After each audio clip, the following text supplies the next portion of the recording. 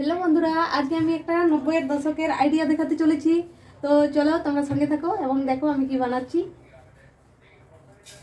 এই যে আমি 2 চামচ চিনি নিচ্ছি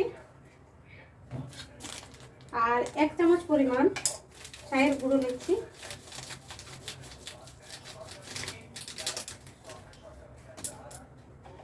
এই যে, এবং দুটোকে একসাথে মিক্স করছি।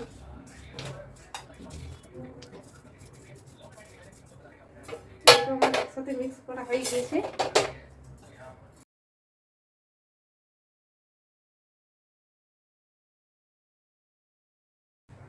টিনের কৌটোর মধ্যে আমি চিনি এবং চা গুঁড়ো দিয়েছি এবং বাটির মধ্যে একটু জল দিতে হবে।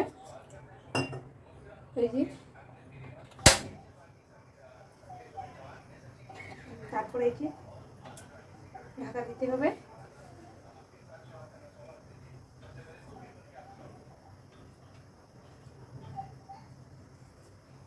এটা তো বাষ্পটা কিন্তু বের হয়ে যাচ্ছে, তার জন্য আমি এই থালাতে জল নিচ্ছি।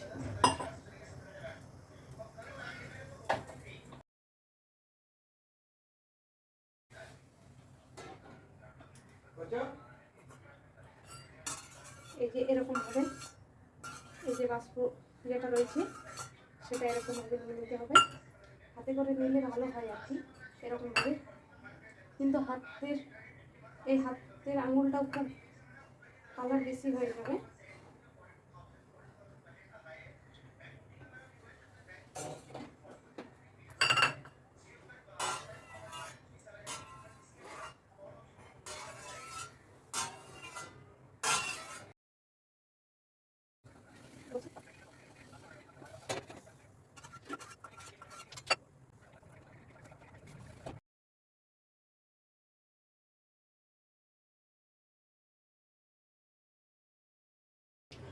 তো আমার এই যে এতটা পরিমাণ হয়েছে,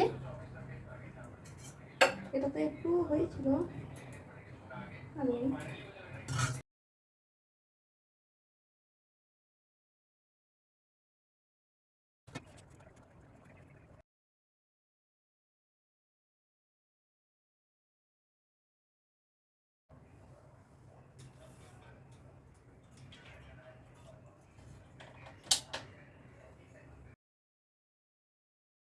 তাই এরকম হয়ে যাবে।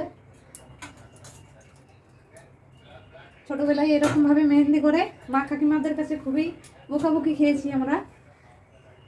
এই যে এরকম হয়ে যাবে কঠোর অবস্থা, এরকম ভাবে। এই যে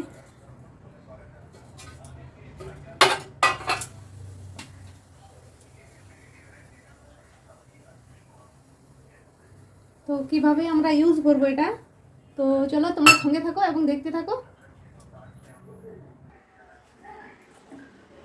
তো এই যে আমি একটা নেল আর্টের বোতল নিয়েছি, এরকম ভাবে এটা ভরে নিতে হবে।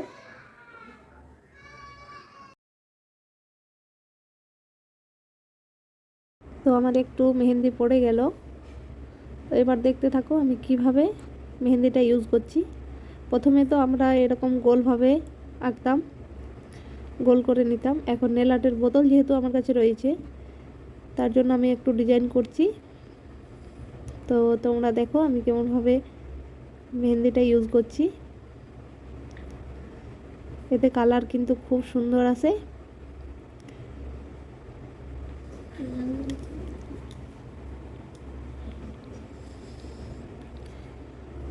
আর এতে মেহেন্দি অঙ্কন করাটাও খুব ইজি হয় আর কি। এই যে আমি একটা তুলি নিয়ে নিয়েছি, তুলিতে করে আঁকাটাও আরও ভালো হয়।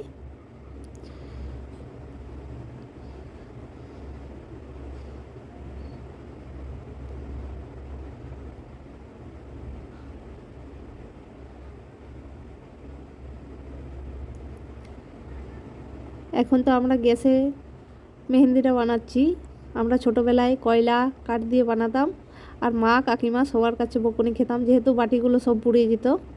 তার জন্য আশা করি অনেকেরই মনে পড়বে পুরনো দিনের এই মেহেন্দির কথা। আর আমার এই আইডিয়াটা তোমাদের যদি ভালো লেগে থাকে তো প্লিজ লাইক করে দিও, এবং যদি আমার এই আইডিয়াটা তোমাদের পছন্দ হয় তাহলে প্লিজ শেয়ার করো। আর আমার চ্যানেলে তোমরা যদি কেউ নতুন হয়ে থাকো তো প্লিজ চ্যানেলটি সাবস্ক্রাইব করে দিও।